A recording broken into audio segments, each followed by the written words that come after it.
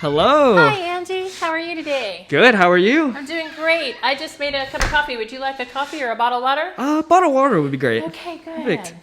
Are you ready for your 73 questions? I am. Alrighty. Well, Oh, good. It finished. Yay. Yummy. Perfect. So, what is your name? My name is Dr. Judy Handley.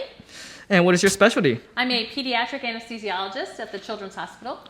And how many years have you been practicing? About 14. Where did you go to undergrad? I went to undergrad to do my prereqs to get into medical school at Kennesaw State University. And where did you go to medical school? Here at the Medical College of Georgia, class Okay. of 2002. Proud. I've got your water. Thank you. And how many, or did you take any gap years before going to med school? Well, yes. I actually graduated from undergraduate the first time in 1986, and then I spent 5 years as an Air Force officer. All right. And what finally made you decide to go into medicine then? I had an older brother that was involved in a car accident and needed to have someone with him in the hospital, and I went and helped take care of him for my mother, and a couple of the residents asked me if I was in medicine, and I said no, but they suggested I might think about it because I kind of had a brain for it, and I had always liked biology and anatomy. So what was your favorite part of medical school? Probably working for the Department of Anesthesia, and then my pediatric and family practice rotations. And what specialty did you think you were going to go into on your first day of medical school? The family bet was pediatrics. And what changed your mind about that specialty? I still kind of am doing peds. I'm doing pediatric anesthesia, so I think the family still thinks they had the right decision. Were there any specialties that you immediately out the gate said, not for me? Probably orthopedics, psychiatry, and I didn't think that the lifestyle of surgery, just the work hours, was going to be conducive to me because I was already a little bit older as I went to med school, although many people have done it. What first made you fall in love with anesthesia? Well, I had the opportunity to work in the Department of Anesthesia as a medical student, as an anesthesia tech, and I really liked seeing the environment the anesthesiologist and the anesthesia care team had in providing care for patients throughout the variety of different types of cases. No case was exactly the same, and every day was a little bit different, and it could be anything from a really basic orthopedic case to a really serious trauma. And how long does your training take after med school? 4 years, and if you do a fellowship, it's an additional year. So why did you decide to specialize in pediatrics in particular? I've always liked taking care of pediatric patients. I had been a nanny and had grown up babysitting, so I just really liked taking care of them. And I also recognized that it was important to be able to build rapport and talk to a parent as they were about to entrust you with one of the most important things in their life. Well said. Did you consider pursuing any other degrees like an MBA or an MPH? I have thought no fewer than 5 times of doing my MBA, but have just decided that already being non-traditional, fortunately the American Society of Anesthesiology has a couple certificate programs that provide that business knowledge. So what would you say is the most unique part of your specialty? I think one of the most unique parts of anesthesia is that you can actually find niches that are not all just in the operating room. You can do a fellowship in chronic pain, which is more clinic and procedure based. You can do pediatrics, or you can do even critical care. So I think you can really specialize in what you like. So why should someone choose your specialty? If you want to come into a field where you can learn how to take care of patients in the operating room, but also do a fellowship in regional pain, learning how to do pain blocks to help with the pain service, or chronic pain and procedures, or pediatrics, or critical care, it gives you a lot of different options, but every day doesn't look the same. Or you can even have a practice where you do 2 weeks where you're in the operating room, and 2 weeks maybe you're an ICU doctor or a pain doctor. Now, in contrast to that, why should someone not choose your specialty? If you are someone who can't really go, if you want to have routine and everything be fairly the same every day, although the setting up of a room is the same, the structure of a case is the same, but there's no way if you're going to know if somebody's going to have a complication under anesthesia. And if you can't deal with the stress of that change, then anesthesia may not be the best specialty for you. Good advice. Are there any stereotypes of your specialty? If anyone's ever watched Grey's Anatomy, and I'll admit that I have in the past, there's, we don't do crossword puzzles. We don't just, set everything up and sit there and not pay attention. the American Society of Anesthesiologists say the most important monitor in the operating room is a vigilant anesthesiologist. Now, are there any stereotypes that happen to be true? I think that the stereotypes that you really like physiology and that you like pharmacology and that you like having hands-on procedures of being able to intubate, start IVs, I think those are it's a nice balance of having to have the knowledge that a primary care physician does on physiology, but yet having the variability of things, different patients day to day, but also getting to do procedures. So are you practicing in academics or private? I'm an academic clinician. And is there a reason why you chose academics over private practice? I chose academics because I decided to go back to medical school when ER was in vogue, and I really wanted to work and teach medical students and residents. I felt like it would keep me fresh and it would also always keep me on my toes. Well, you mentioned that you work a lot with students, and I'm sure that's a ton of fun. But is it true that you guys, ask a lot of questions? Some would use the word pimp to your residents. Some attendings are more known for pimping students or asking hard questions than others and trying to challenge a student. I think I take more of a Socratic method in trying to actually get residents and medical students to think of why I do a certain thing. And then if they can solve that problem a different way, but it still gets solved, then just for them to be able to think for themselves of what are we trying to solve or fix. So what's the craziest question you've asked a student? And that can be in just good fun or seriousness. I'm not known for really asking crazy questions, but I guess I have asked a medical student once whenever our CO2 line had come disconnected. Why do we think we lost our CO2 line? And I got a really crazy answer of, although the rest of the vital signs were normal, well, the patient's gone into cardiac arrest. And so I think sometimes, but I don't really tend to ask big, hard minutia, like what's the MAC of Influrane, which we don't use anymore. I'm sure your students thank you for that. So are you ever nervous at all coming into your shifts? I probably was originally in my career, but the more you practice, you go back to the training of what you've learned and what you've been taught and what you've done day in and day out, because experience really does give you that confidence. Now, some quick fire questions that'll probably give some students a good outlook on the lifestyle of an anesthesiologist. How many patients do you see on an average day? Oh, so I've always worked in the academic setting, like I said, with anesthesia care team. So probably anywhere from 6 to 10. Okay. And what's the most amount of patients you've seen in a day? Probably 23, 24, 22, somewhere in that range.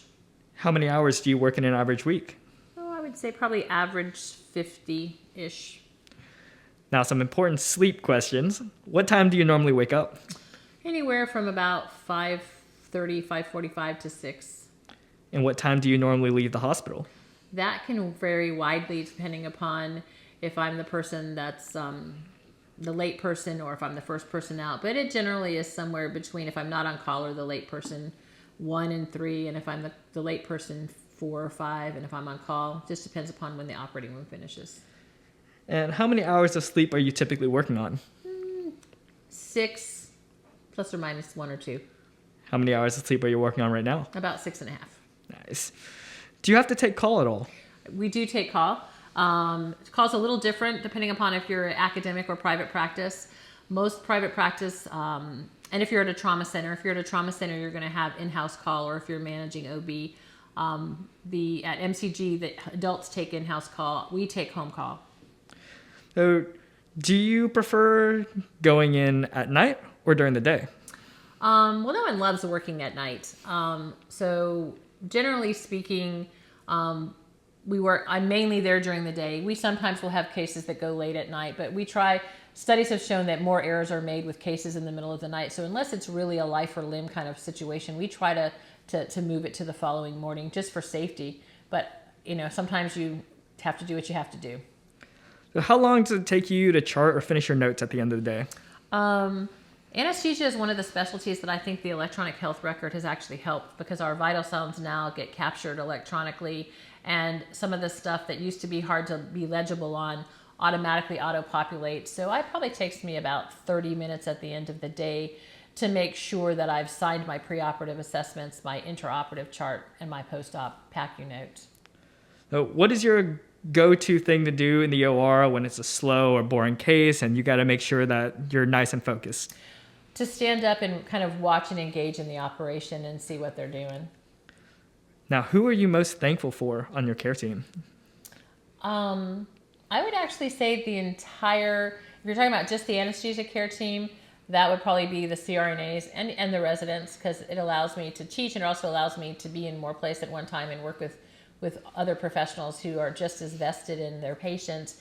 But in the children's hospital, the whole care team, the whole perioperative care team, the circulator, the scrub tech, everybody who takes care of kids, I think we all do that together for our children. It's awesome. Now, kind of a fun question. What's the funniest thing that you've seen in a patient chart without, violating HIPAA, of course? A gentleman who wanted to sign himself AMA, having been stabbed by his girlfriend because he wanted to be able to bail himself out of jail to get home to not have to tell his wife. Okay. That went straight out of a medical drama. No. It really happened, though, I won't tell you what hospital so I can maintain privacy. All right. Well, what's the most common medical advice you have to give the patients? In the pediatric population on pediatric anesthesia, probably for the parents to make sure they don't feed their child when they shouldn't, even though they want to eat. And if it's a patient that has a child that has reactive airway disease, to give them an albuterol treatment in the morning before they come in for their surgery. What's your favorite random nerdy medical fact? That there's a scorpion that causes pancreatitis that lives in the southwest United States. Nice. And, big news topic nowadays. How has your specialty been impacted by COVID? Anesthesia has really been affected by COVID in the fact that we are at the front lines of having to intubate and secure airways, and that's one of the most a way you could become very endangered and become infected with COVID. So we had to really determine and come up with the best practices to minimize that risk with PPE, with using video laryngoscopy so we could confirm on the first attempt, to coming up with intubation boxes. Also, the ASAR president actually was quoted on the COVID task force from the White House during that time period. We also did provide information for ventilator shortages. In some parts of the country, anesthesia machine ventilators were converted to take care of ICU patients. And I think we were at the front lines on knowing how to do that and try to decrease the risk to not only ourselves, but other care members of the team. Well said. Now, we've talked a lot about your life inside the hospital. How about your life when you clock out? So, what is your favorite thing to do when you're not working? I love to be at home reading, I have a son and being with my family and my son, and we love to be outdoors, especially when the weather's warm at the lake. And we have 2 chocolate Labrador retrievers who probably are upstairs sleeping and just playing with them. Oh. And I love to cook. Oh, nice. So you mentioned you have a son. Do you have any other kids? I have one. His name is Sam, and he's 14. And does your family ever ask you for random medical advice? Yes. I have had to say to my husband before, let's call the pediatrician, and he'll look at me and I said, I am his mother, not his doctor. Now, what is the weirdest question a family or friend has asked you?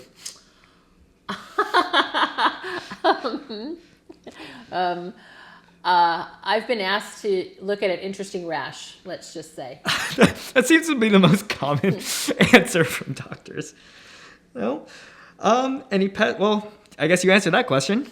I have 2 chocolate labs that are 4 years old. They are actually my second and third lab. I had a lab in medical school who was my best therapy. And we have a cat who's actually diabetic and has to have insulin twice a day. Oh, well, it's kind of a toss-up then. Are you a dog or a cat person?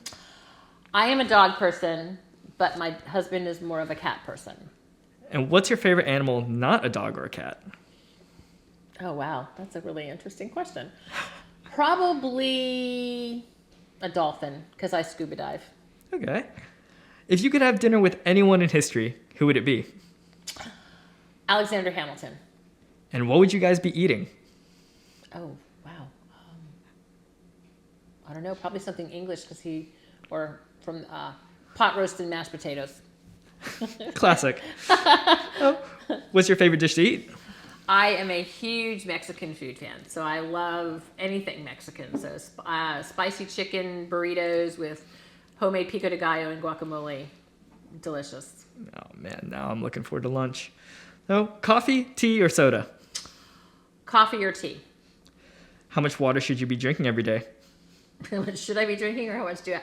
You should probably be drinking at least 4 or 5 bottles of water a day, or how much they say, 64 ounces. So, do you have a favorite meal from the cafeteria? At the hospital? Yes. Taco Tuesday. Okay. What's your favorite healthy snack? Nuts or a protein bar. What's your favorite guilty snack or cheat meal? Ooh, French fries. And the most controversial question on this list, pineapple on pizza, yes or no? Absolutely. Hawaiian pizza is delicious. It's cultural. Yeah. Any artistic hobbies you keep up with? So yes, I do a little bit of, it's kind of not in vogue as it used to be, a little bit of cross stitching, and I like to paint glass, like ornaments and like wine glasses. What kind of music do you listen to? And that could be in the OR, actually. Okay, so I am a much more wide variety than my family is.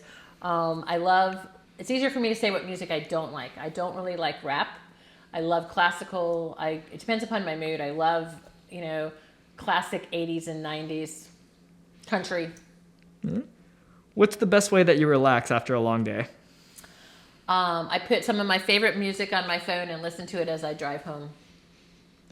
And are you a night in or go out on the town kind of person? Probably a stay in and invite people over when it's non-COVID era to just hang out and be here. Okay. Indoors or outdoors? Depends upon the month. If it's summertime, outdoors. Spring and summer, if it's cold, then indoors. Beach or mountains? Beach. Would you consider yourself more of an introvert or extrovert? I am an extrovert, but not as much of an extrovert as I thought I was when I took the Myers-Briggs a number of years ago. I was a little bit farther in than I thought for sure in my class. I was doing a faculty development class. I thought for sure I would be the most extroverted person, and I was not, and I was very surprised. Would you say that personality trait is a factor in you choosing your specialty?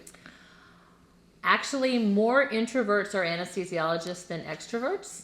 So I've had to temper my personality because, the difference between introvert and extrovert is how you process data. And introverts process it internally, extroverts talk. So I've had to realize that in a world of introverts, I have to allow them to process before I speak. And that's probably been good in general and certainly for my marriage. All right. Well, thank you so much for your time. As we wrap up, I want to ask a few more reflective questions. Mm-hmm. So what did you think you were going to be when you grew up as a kid? So I remember I was one of those people that thought they wanted to do everything. I had a bag in sophomore year that was pre-med, pre-law, pre-this, and I had them all checked. So I knew I wanted to go to college, but I think I knew I wanted to go to college and do something professional and do something giving back. Now, is there a different specialty you think you could have done? I think I probably could have done interventional radiology. I probably could have done, I ended up have grown to really appreciate pathology more than I ever thought I could. There was more to it than I realized. If you didn't do medicine, what do you think you'd be doing right now? I think I would be doing something in business. I have a dual degree from my first undergrad in business administration with a concentration in IT, so probably something in the business industry, maybe even pharma. Were there any times you doubted you would make it as a doctor? Yes. And not for a long time now, but yes. If you could change one thing about the medical field right now, what would it be? I think we need to, in medical school, teach a little bit more about the business side of medicine so that our medical students are more prepared for what they're going into, and to really let, maybe as attendings, show a little bit more of our human side, that it wasn't just a walk in the park for us. Well said. What can a medical student do right now to prepare to go into this specialty? And I swear I'm not asking this just for me. Just really get a good basis in physiology and in pharmacology, and just and when you're doing your physical diagnosis skills, be able to really learn, to listen to heart sounds and breath sounds, and just be willing to make a decision. If you go in and see a vital sign and the heart rate's 30, obviously you need to do something to fix that heart rate. You don't necessarily know why it's there, but you need to, or if a patient's not breathing, you need to fix, airway, breathing, circulation. Well said. Now, you've had definitely a more unique journey to being a physician. Mm-hmm. So if you were to go back, would you change any of your experiences that got you to where you are right now? I wouldn't. I think that I was a much better physician, and I certainly know my military experience helped me probably get into medical school, and certainly helped me get through medical school, because it gave me a value for the whole team. Excuse me. And I think that, and I don't think I would have had the maturity to be a traditional med student. I think I needed to grow up a little bit, for lack of a better word. It certainly gave me the resiliency when I started to have, difficult patients, or even lose a patient. Alrighty. And finally, question number 73. What would you say to the aspiring anesthesiologists right now? That we have a great field that continues to grow, and we will continue to grow. The American Society of Anesthesiology is a wonderful organization that's looking to the future to continue to build our specialty and to have leadership, and to build leadership with great opportunities in that. And that the operating room is never the same from day to day. So if you're looking for a specialty that allows you to go in, and if you like the neuro cases, craniotomies, there's neuroanesthesia, cardiac anesthesia, which is the fellowship, so you can take care of those patients that are having open heart surgeries. It's a very wide open field, and it's not just going in, turning on the anesthesia gas, giving some drugs. It's a constant listening and seeing what that patient's doing and adapting to that, and really keeping them as stable as possible. And I think it's a challenge, and we make it look easy some days, but it's a very, obviously is very important. Well said. Well, that is all I got for you, Dr. Handley. Thank you so much for your time and for sharing your stories and expertise. You are very welcome, Andy.